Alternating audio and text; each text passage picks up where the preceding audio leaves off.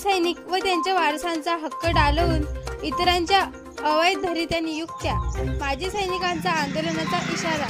माजी सैनिक व त्यांच्या वारसांचा हक्क डावलून पारस औष्णिक विद्युत केंद्रात सुरक्षा रक्षक म्हणून केलेल्या बेकायदेशीर नियुक्त्या रद्द कराव्यात, तसेच माजी सैनिकांच्या नावावर होत असलेला भ्रष्टाचार थांबवावा।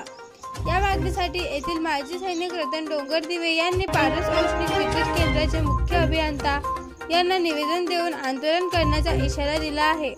सदर निवेदनात रतन डोंगरदिवे यांनी नमूद केले की माजी सैनिक महामंडळ मर्यादित ही सैनिक संघटना राज्य शासनाने 2005 मध्ये माजी सैनिक, त्यांचे पाल्य, त्यांच्या पत्नी तसेच विधवा पत्नी यांना राज्य शासकीय तथा निमशासकीय कार्यालयावर सुरक्षा रक्षक म्हणून नियुक्ती करण्याबाबत महाराष्ट्र माजी सैनिक महामंडळ मेस्को सुरक्षा रक्षक यांच्या मार्फत माजी सैनिक व त्यांच्या वारसांना रोजगार मिळावा म्हणून सुरक्षा रक्षक म्हणून नियुक्ती करण्याबाबतचा करार झालेला आहे। मात्र महाराष्ट्र माजी सैनिक महामंडळ मुख्य कार्यालय पुणे व क्षेत्रीय कार्यालय अमरावती यांनी माजी सैनिकांचा हक्क डावलून बऱ्याच ठिकाणी इतर लोकांच्या अवैधरित्या नियुक्त्या केलेल्या आहेत।